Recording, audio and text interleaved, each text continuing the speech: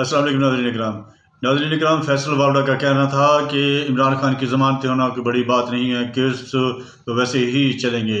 शफ़क़त Awan advocate का कहना था कि अदालत मजबूर थी, हर हाल में केस का यही फैसला आना था और इमरान खान की ज़मानतें मंजूर होनी थी। आइए पहले ये वीडियो देखते हैं, फिर इस पर बात करते हैं। ट्रायल होना है, एविडेंस रिकॉर्ड होने, तो केस तो चल रहा है, तो मुझे तो कोई ऐसी चीज़ नज़र नहीं है इसके अंदर।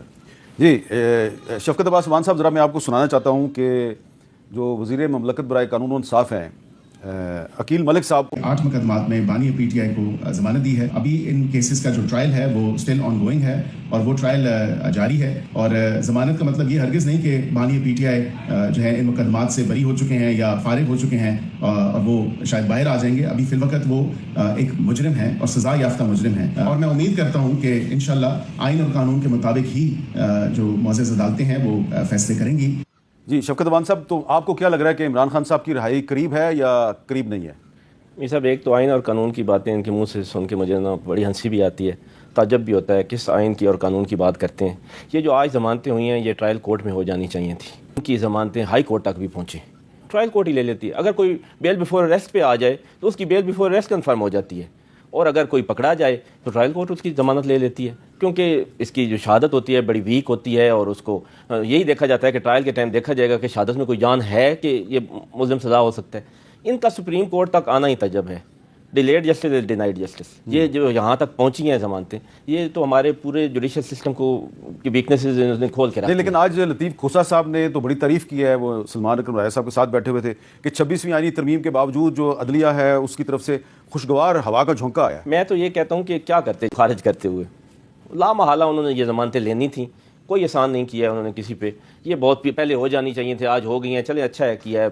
तो ये बताएं कि अब इमरान खान साहब का लीगल स्टेटस क्या है, उन पे कितने मुकदमात हैं और कितने मुकदमात में अभी उनकी ज़मानत होनी है? अल-कादर केस में उनकी बाकी है ज़मानत, बाकी केस अल-कादर केस में तो उनको सजा हुई है, वही ना, उसकी जो सस्पेंशन है जिसको हम 426 उसके लिए उन्होंने दरखास्त ज़मानत दायर की हुई है, दी हुई है। जनवरी में ये केस डिसाइड हुआ था, हम फ़ौरन अपील में चले गए थे और साथ सस्पेंशन भी डाली हुई है।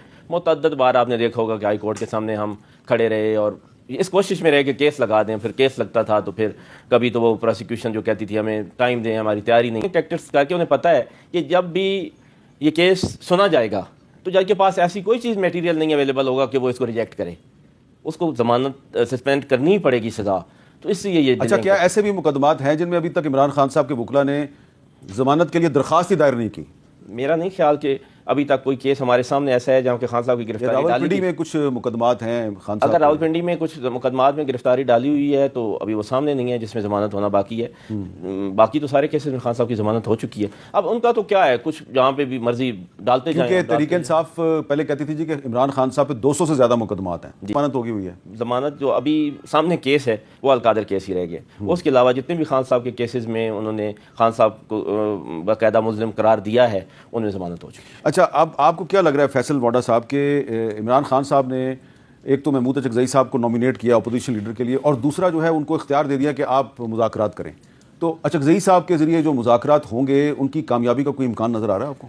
देखिए मीर साहब, सबसे पहले तो ये कि अचकज़ई साहब को नॉमिनेट करना ही इमरान खान साहब की तरफ से क्लैरिटी बताता है कि उनको एतमाद ही नहीं अपनी पार्टी के अंदर, और होना भी नहीं चाहिए। शरीफ साहब के साथ खड़े रहे, अब वो इधर खड़े हो गए। देखिए, मैं बार बार आपसे हमेशा कहता हूँ, फिर आप लोगों को जमहूरियत के ऊपर मेरी बात बुरी लगती है, कि आप किसी का माजी ना भूला करें।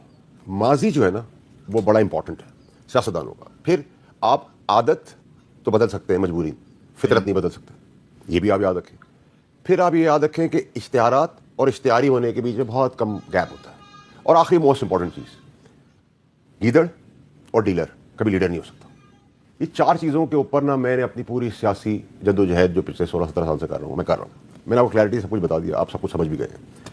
इन सब चीज़ों को आप भूलें ना। प्लस हमारे इक़्तिदार के ऐवानों के अंदर हमें जहेज़ में कुछ लोग मिलते हैं, वो हर इक़्तिदार में होते हैं, हर ऐवानों में होते हैं, वो एस्टैब्लिशमेंट में भी होते हैं, वो पॉलिटिकल पार्टीज़ में भी होते हैं, वो हमें जहेज़ में मिलते हैं। पीटीआई को मिले, नून को मिले, पीपल्स पार्टी को मिले, और वो फिर आपको एक ऐसी बंद पट्टी की तरफ ले जाते हैं। देख रहा हूँ, मुझे 2026 जो है वो पाकिस्तान की तरक्की का साल नज़र आता है, और पॉलिटिकल पार्टीज़ का भी एक एक्साइटिंग रोल नज़र आता है, जिसमें जिन सारी पॉलिटिकल पार्टी एक बयानिया बनाने की कोशिश करेंगी। सारी पॉलिटिकल पार्टियां किसी के पास नहीं ना, पीटीआई, किसी के पास बयानिया नहीं है, सब बयानिया बनाने की कोशिश करेंगी। तो वहाँ देखते हैं।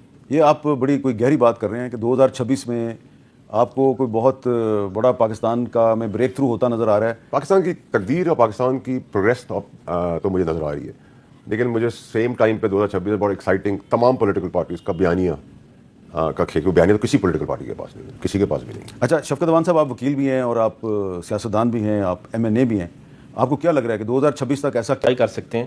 پاکستان کے حالات میر صاحب صرف اور صرف ڈیموکریسی سے بہتر ہونے ہیں۔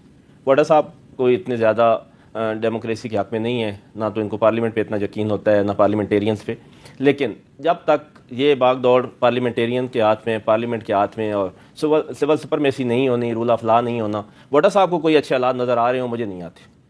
آپ رول آف لا کے بغیر، سول سپرمیسی کے بغیر ملک ترقی کر جائے، یہ پھر کوئی اللہ کی طرف سے اسپیشل گاڈ گفٹڈ کی چیز ہو سکتی ہے۔ آپ بڑی اچھی بات کر رہے ہیں رول آف لا کی، جی، لیکن جب تحریک انصاف کی قیادت کہتی ہے کہ ہم نے اگر مذاکرات کرنے ہیں تو وہ اسٹیبلشمنٹ سے کرنے ہیں، ہم نے جو پولیٹیکل لیڈرشپ ہے ان سے نہیں کرنے، تو آپ تو خود ڈینائی کر رہے ہیں رول آف لا کو۔ جی جی جی، ہم کیا کہتے ہیں؟ ہم نے ان سے کیا مذاکرات کرنے ہیں؟ ہم نے ان سے یہ مذاکرات کرنے ہیں کہ آئین کو اپنی پارلیمنٹ، لیکن ایک پارلیمنٹ کے لوگوں کو پارلیمنٹ کا کام کرنے دیں، اور جو آپ کا کام ہے وہ آپ کریں۔ ہم یہ مذاکرات کریں گے۔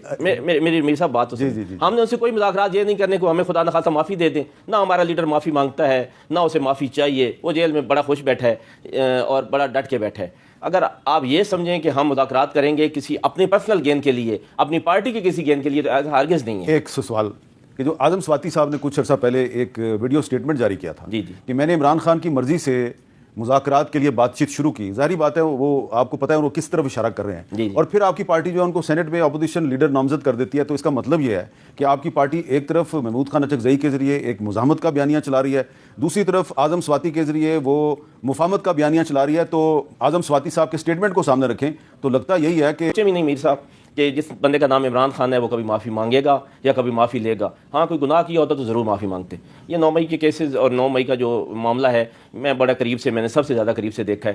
اگر آگے بات چلتی ہے، میں بتاتا ہوں چھوٹی سی بات آپ کو، میں 6 کیسز کر رہا ہوں، تو وہاں پہ 150 بندہ ہر FIR میں نامزد تھا۔ تو کمپلیننٹ اور گواہان آئے تو میں نے ان سے پوچھا کہ بھائی یہ 150 بندہ آپ نے ان کے نام لیے ہیں؟ میں نے کہا کبھی زندگی میں ان سے ملے ہیں؟ نہیں ملے۔ کوئی آپ کے عزیز رشتہ دار نہیں، کوئی جان پہچان نہیں، ان کو جانتے ہیں؟ نہیں۔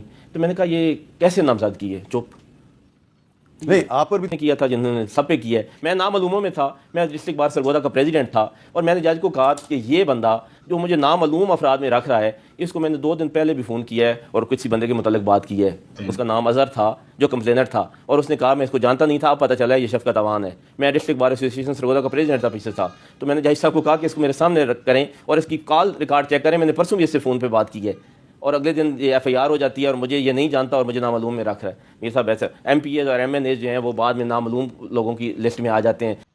ناظرین کرام، ویڈیو آپ نے دیکھی، آپ نے دیکھا کہ ایڈوکیٹ شفقت محمود اوان کا کہنا تھا کہ عدالتوں نے کوئی احسان نہیں کیا، ضمانتیں دے کر ضمانتیں دینی ہی پڑنی تھی۔ میرے ساتھ بیٹھ کے ڈیبیٹ کر لیں، آپ اس کو مرضی بٹھا لیں، میں بتاتا ہوں کہ کیسے کیسے لوگوں کو نامزد کیا گیا اور ان کیسز میں کیا حقیقت ہے، وہ تو جج